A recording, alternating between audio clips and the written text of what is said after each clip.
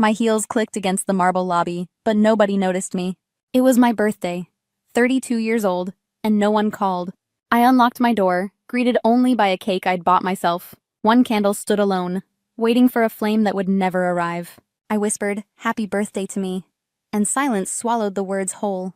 Then I opened Facebook. A photo froze me, sharper than silence. My brother Miles, glass raised high, surrounded by family, joy spilling everywhere. A banner behind him read, "Congratulations on your promotion, Miles." My father beamed with pride, arm wrapped tightly around his golden son. My mother leaned in close, glowing with joy, face bright and radiant. Every aunt, every cousin, all gathered, while I sat here alone. The timestamp burned. 4 hours ago. On my birthday. My chest hollowed. Scrolling further, the comments cut deeper. So proud. The Edwards legacy lives. They hadn't forgotten me. They had chosen him again. And erased me. I wish I could say that birthday was the first betrayal. But the truth is, my family had been erasing me for years. I still remember being 11, waiting at that restaurant table. A single cupcake in front of me, one candle melting into silence. They promised to be back after Miles's debate competition that night. But the hours passed, and my cake sagged with wax and loneliness. I sang to myself under the dim light, pretending not to care. At 12, Mom forgot my school recital until the last note faded. I searched the crowd, eyes desperate, but her seat stayed empty. Afterward, my teacher hugged me tighter than my mother ever did. She whispered, "You were wonderful." And I swallowed tears like glass. 13 was worse. Miles won a regional trophy the same week as my birthday.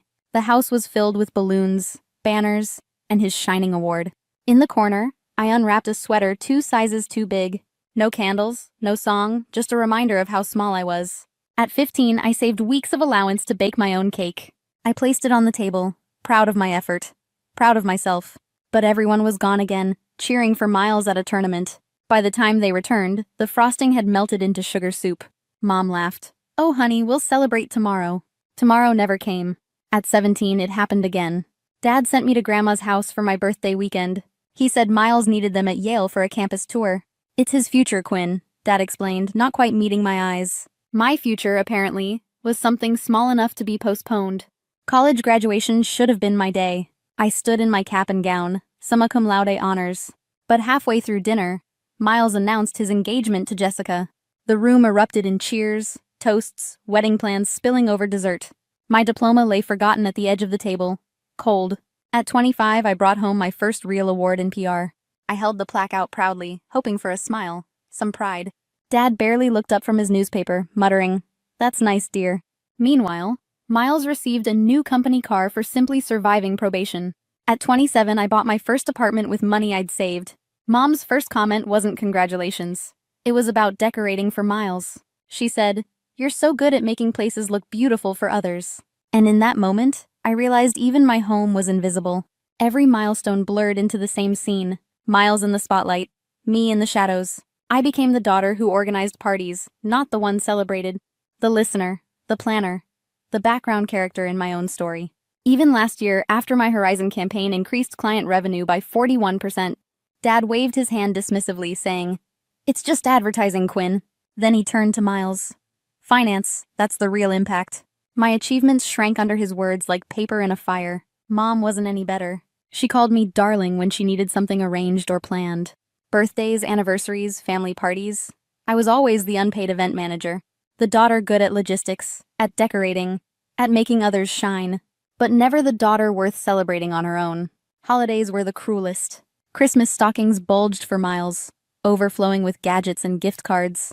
Mine hung flatter, filled with soap, socks, or sometimes nothing at all. One year, Grandma slipped me $20 and whispered, "Don't cry." That kindness meant more than all the expensive gifts in the room. Sometimes the loneliness followed me even in crowded rooms at home. At family dinners, I'd try to share a story from work. But halfway through my sentence, Dad would cut in about Miles. Mom would nod eagerly, eyes shining, as if I hadn't spoken at all. The table would roar with laughter at his jokes, while mine fell flat. On birthdays, I learned to pretend gifts didn't matter to me. But deep inside, I always wished for one thoughtful gesture, even a card, even a note, something proving they remembered I existed. Instead, the envelopes always held money for Miles's new projects. I was expected to clap for him, even when my hands trembled. The cruelest part wasn't their neglect. It was how normal it became to everyone else. Relatives praised my parents for raising such a brilliant son. No one ever asked about the quiet daughter in the background. And I became skilled at fading away, until fading felt natural. What stung most wasn't the forgetting, it was the choosing. Choosing Miles's milestones over mine, every single time. Choosing his victories as family victories, my victories as afterthoughts. And yet, I stayed silent. I smiled, nodded, swallowed the bitterness until it soured my stomach. Because some part of me believed maybe next time would be different. Maybe one day they would turn and finally see me standing there. But birthdays don't lie. Anniversaries don't lie. Family patterns carved deeper than rivers, and mine carved me hollow. By the time I turned 32, the silence wasn't surprising. It was confirmation. Proof that in my family, I would always come second. And still, a small voice whispered, maybe if I worked harder. Maybe if I achieved more, earned more, smiled more. Maybe then I'd finally belong. But belonging, I was about to learn, comes at a price. And my family was ready to collect. Because the older I grew, the more their demands escalated. And soon, their betrayal would push me straight into a corner. 4 days after my birthday, the truth hit harder than silence. An email notification appeared, my $82,000 performance bonus confirmed. Pride flickered, short-lived, before another message shattered what was left. Mom had mistakenly added me to a private family group chat. Lines of text sprawled across the screen like evidence in a trial. Quinn should contribute significantly to Miles's anniversary gift. Dad wrote, at least $20,000. She just got that bonus. It's time she supports us. Mom replied seconds later. Yes, she can finally help this family for once. My chest tightened. For once? As if my entire life hadn't been sacrifice and silence already. And then the cruelest detail of all, they spelled my name wrong. 1 N instead of 2, Quinn. A stranger, not even their daughter. I leaned back in my chair, staring at the Chicago skyline. Glass towers sparkled beyond my office window, but inside I crumbled. How little I mattered was written in plain digital ink. Jennifer, my closest friend at Horizon, peeked through my door. Everything okay? She asked, scanning my pale face and clenched fists. I turned the screen toward her, the group chat glowing like a wound. Her lips curled into a frown. That's messed up, Quinn. They're bleeding you dry. Her words hit a truth I'd been avoiding. They weren't just neglectful. They were using me. And as if fate wanted proof, my office phone rang. Miles's name flashed across the screen like a command I couldn't ignore. When I answered, his voice dripped entitlement. Hey, I need Regent Tech's chief marketing officer at dinner tomorrow. Important potential client. Family, helping family. His tone left no room for no. Family helping family, I repeated bitterly after hanging up. The same family that forgot me on my birthday. The same family that wanted my bonus to fund their celebrations. That evening, I carried takeout to Mrs. Bennett, my 84-year-old neighbor. Her apartment smelled of cookies, warmth, and something my own house lacked. You look troubled, she said, pouring tea into delicate china cups. I told her about the messages, the demands, the endless comparisons to Miles. She placed a wrinkled hand over mine, eyes steady and kind. Some parents never see their children clearly, she said softly. They're too busy staring at their own reflection. Her words clung to me long after I returned to my apartment. Saturday arrived, and with it, dread. The Edwards mansion loomed over Lakeshore Drive like a fortress of judgment. Inside, everything glittered. Chandeliers, polished silver, Miles's perfect smile. Dinner followed the usual script. Dad boasting, Mom glowing, Miles soaking praise. I pushed salmon around my plate, waiting for the hammer to fall. It came with dessert. Quinn, Dad said, his tone clipped, commanding attention. We need to discuss your contribution to Miles and Jessica's anniversary party. $20,000 should cover the venue and catering. Seems appropriate. Mom nodded, pearl earrings swinging, voice syrupy sweet. Family supports family, darling. You understand. Family supports family. The words echoed, acidic in the hollow space of my chest. I thought of every lonely birthday, every overshadowed milestone, every dismissal. When had they ever supported me? I can't, I said quietly. My father froze, fork suspended midair, unaccustomed to refusal. I beg your pardon? His voice dropped to a dangerous, simmering pitch. I can't contribute $20,000. That's a quarter of my bonus. I have other plans for it. The room turned to stone. Jessica's polite smile faltered. Miles's jaw tightened. Mom's eyes filled with practiced tears. After all we've done for you, she whispered, perfect voice breaking. My father slammed his glass down, scotch sloshing onto the tablecloth. I will not tolerate ingratitude in this house. His words cracked like a whip, sharp enough to raise invisible welts. You think your little advertising job makes you important? Your brother is the real achiever. He carries the Edwards legacy. The least you can do is support his success. My breath caught, anger clawing at my throat. All my life, that word, least, had been the chain on my neck. The least I could do. The least I could give. Never the most. Never enough. I stood, legs trembling, purse clutched like a lifeline. I need to go, I said, voice unshaken for once. Mom reached for my arm, panic flashing. Quinn, please don't make a scene. But I didn't stop. For the first time, I walked out instead of folding in. The cool night air hit me like freedom, sharp and terrifying. In my car, hands trembling on the wheel, I whispered a promise. This is just the beginning. Yet my family wasn't finished. The calls came daily. Mom at 7:15 sharp, Dad storming my office. Why punish us for one missed birthday? He snapped across the lobby. One? I hissed back. Try 20 years of missed birthdays. But still, he demanded the money, demanded loyalty, demanded obedience. Each call, each visit, each word chipped away at the fragile calm I'd built. It was no longer neglect. It was a siege. And I was their fortress to conquer, their bank account to raid. But they didn't know something had shifted inside me that night. And soon, I would stop playing the victim and start fighting back. The week after that dinner, my phone became a weapon against me. Mom called daily, her voice sticky with guilt and sugar-coated demands. Sweetheart, this rebellious phase must end. Your father hasn't slept properly. Her words slid under my skin like poison, disguised as concern. I'm not rebellious, Mom. I'm 32, I snapped one morning. She gasped, truly shocked, as if I'd spoken blasphemy at church. How can you say that after all we've sacrificed for you? Sacrificed. The word curdled on her tongue and my stomach turned. I hung up before she could sharpen the guilt further. By afternoon, Dad arrived at Horizon PR, storming through the glass doors. Heads turned as he cut across the office like a general inspecting troops. Quinn, he barked, his voice echoing in the conference hall. This isn't finished. Your family obligations come before your little job. His words set fire to my veins. This is my career, I hissed, dragging him into a side room. You can't keep humiliating me here. This is my space, not yours. He stared down at me, eyes cold as steel. Then act like a professional. Professionals honor their family first. Family? I nearly laughed, the bitterness dripping from my throat. You've ignored me for decades. Now you want 20,000? Dad adjusted his cufflinks, dismissing my pain as if it were dust. Your brother deserves our support. That money is more than fair. My phone buzzed then, a crisis alert from our biggest client. $3 million on the line. I turned away from him, choosing my work, choosing myself. When the deal was saved hours later, my boss shook my hand. You saved us, Quinn. Extraordinary work. His praise warmed me in a way my father's words never had. But the glow didn't last. 6 missed calls from Miles. 1 text. Mom's crying every night because of you. Fix this. Fix. As though my existence was a problem to be solved. 3 weeks later, I sat in a cafe, laptop open, carrot cake half-eaten. Nearby, friends laughed, surrounding a girl wearing a paper birthday crown. Their joy pressed against my chest until it ached with emptiness. I typed, Lakefront Property, Michigan. Dozens of listings appeared. Escape disguised as real estate.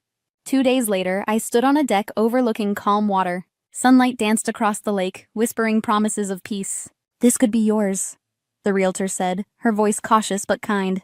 For the first time in years, I didn't hesitate. I'll take it. The mortgage approved quickly, the down payment pulled from my bonus. Mrs. Bennett came with me to the signing, her hand steady on mine. You're doing the right thing, dear, she whispered. Sometimes we must build our own sanctuary. Weekends became hours of painting walls, assembling furniture, claiming space. Room by room, I filled the house with proof I mattered. Awards framed. Photographs of victories no one clapped for but me. I even hung a sign on my bedroom door, the birthday suite. For once, my name meant something inside my own walls. When invitations for a housewarming went out, I chose carefully. Jennifer, colleagues, Mrs. Bennett, all who had celebrated me truly. Not one family member made the list.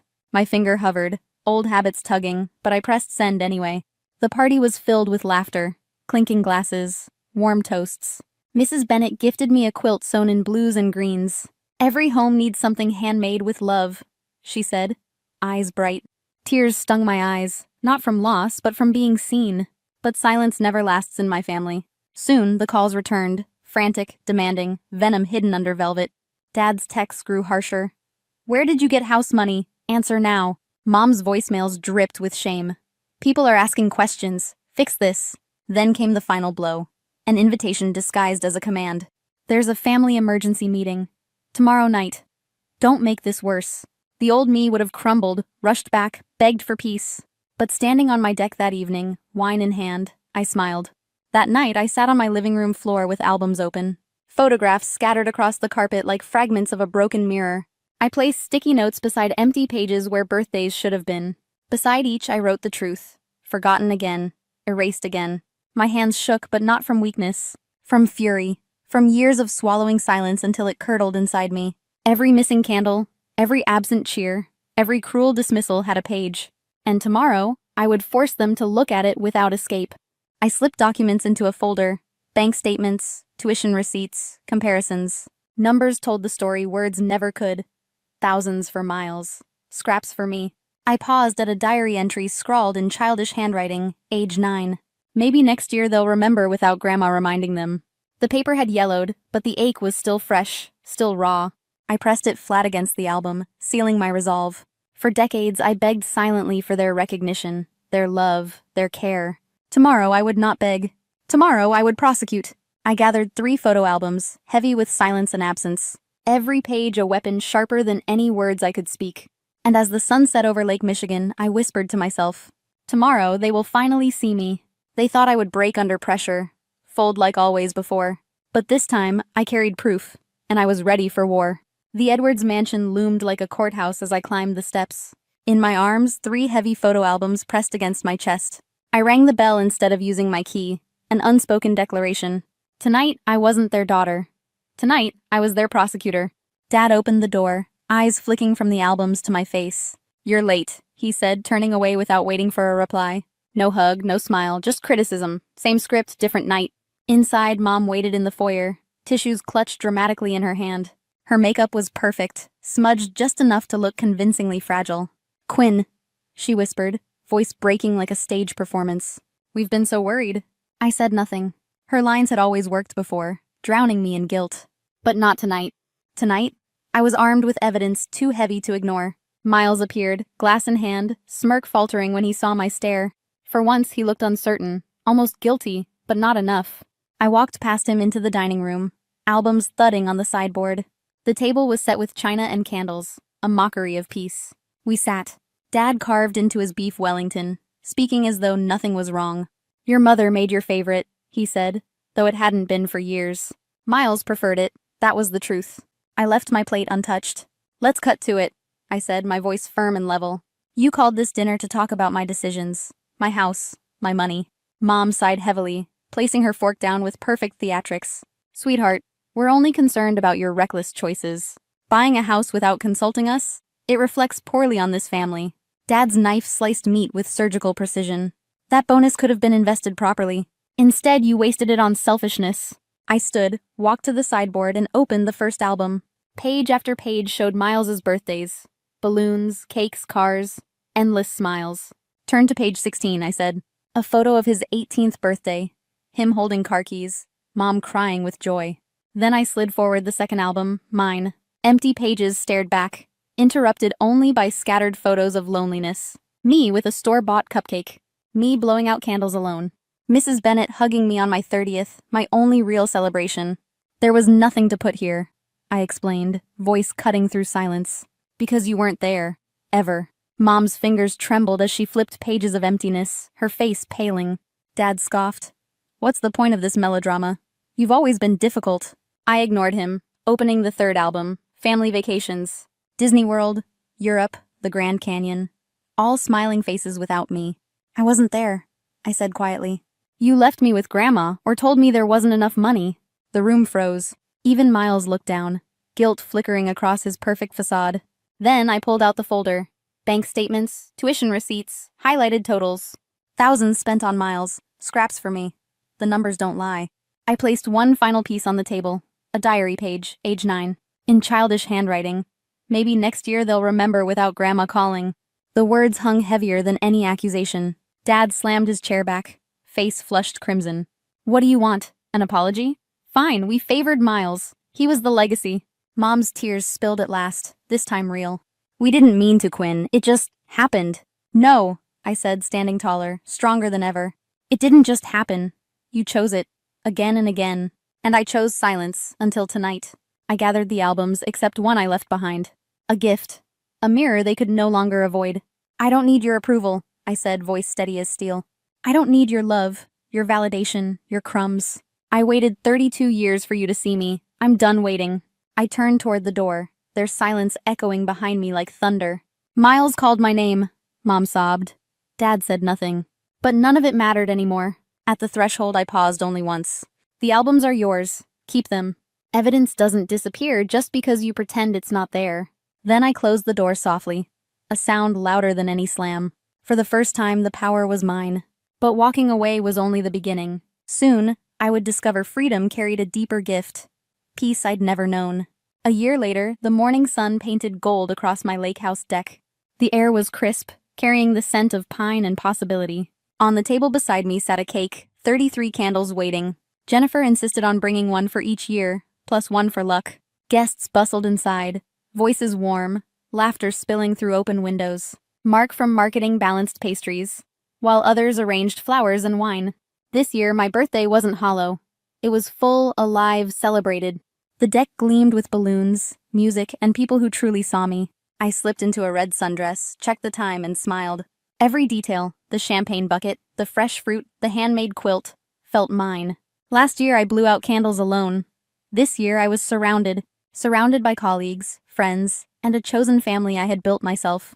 The lake shimmered, reflecting back the joy I never thought I'd feel. For the first time, my birthday was not a wound but a gift. A text buzzed on my phone. Congratulations on my promotion to director. The timing was poetic. New age, new title, new life. Speech! Jennifer called, raising her glass, her eyes shining with pride. I stood, heart steady, words forming easily for once. This year, I began, I finally learned the meaning of family. It's not blood, not obligation, not guilt whispered over dinner tables. It's the people who show up, who clap for you, who stay. Applause echoed, glasses clinked, and something inside me settled. Peace wasn't dramatic. Peace was steady, quiet, warm, like sunlight on water. But the story didn't end with me alone. Later that afternoon, a familiar sound reached my ears.